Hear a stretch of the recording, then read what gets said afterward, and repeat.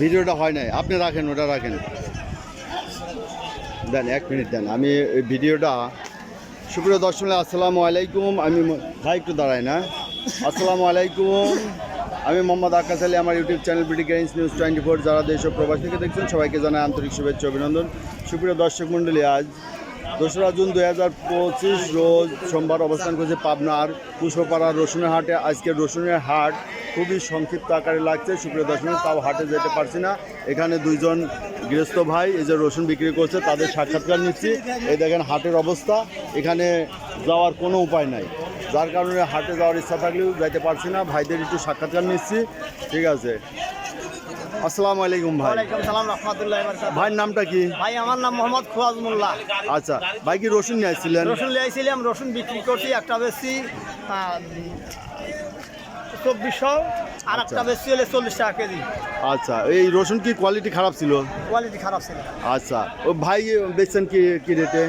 35 টাকা কেজি। 35 টাকা কেজি। আচ্ছা, ভালোটা কত বিক্রি হলো? ভালোটা 3800 3900 38-39 টাকা যাচ্ছে, মানে মোটামুটি যেটা ভালো ছিল। একবারেও হাই কোয়ালিটি না মনে হয়, একবারে মাথা তালি তো 4000 পার হয়ে যাবে। 4000 পার হয় না তো হয় নাই না, কিন্তু আজকে ব্যাপারেও কম, তাই না? তো সুপ্রিয় দর্শক দেখেন যে সবাই যে কাদার মধ্যে হাঁটছে, খুব কষ্ট, মানে অনেক কষ্ট করে পেঁয়াজের ভিডিওটা করতে পারছি। পেঁয়াজ হাটে আসতে পারছিলাম, কিন্তু রসুনের হাটে আর ঢোকার মতো কোনো ওয়ে পেলাম না, রাস্তা পেলাম না, যার কারণে এখান থেকেই ভিডিওটা শেষ করতেছি। তো ভাইদের একটু সাক্ষাৎকার নিচ্ছি।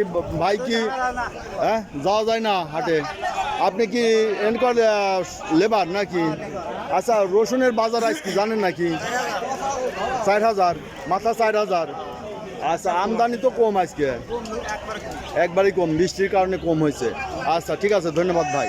তো এই যে ভাইয়ের নামটা কি যেন বললেন? আচ্ছা, এটা একটু রাখেন। আচ্ছা, আপনি একটু সাক্ষাৎকার দিতে চাইছেন পেঁয়াজের ব্যাপারে, আচ্ছা বলেন। আরে গাড়ি স্তর গেল, গাড়ি স্থলি কামলার দামটা বাড়িয়া হারে পড় সবাই দুয়াই। ভাই একটা গানের মাধ্যমে তার ভাব ব্যক্ত করছেন, হারে পড় কৃষকের দুঃখের কথা ব্যক্ত করছেন। গাড়ি স্তর গেল, গাড়ি স্থলি ফজরে মাঠে কামলা নাই আসিয়া হারে পড় সবাই দুয়াই। আমি বলতাছি সব ঘটনা হারে পড় সবাই দুয়াই। যাদের ভাইরে মাঠে নাই রে 100% জমি, তারাই আবার পেঁয়াজ লাগাইছে অনেকেরও বেশি। ডক্টর ইনুস বলে পেঁয়াজ কি করি, ইনুস বলে পেঁয়াজ কি করি, আমি সেই ভাবো নাই ভাবি হারে পড় সবাই দুয়াই। আমি ঘটনা হারে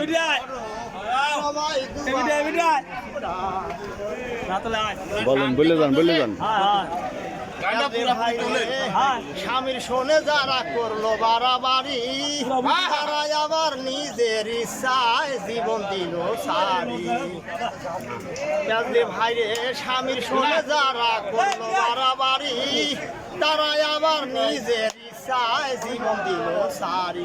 এখন যাচ্ছি আমি নিজ বাড়ি, যাচ্ছি আমি নিজ বাড়ি, কাফনের কাপড় কেনগা তুরা হারে পড় বসে দুয়াই নুসটা। আমি বলতাছি সব ঘটনা হারে পড় সবাই দুয়াই নুসটা। আরে যাদের ভাইরে, আরে যাদের ভাইরে মাঠে নাই রে 100% জমি, তারাই আবার পেঁয়াজ লাগাইছে অনেকেরও বেশি।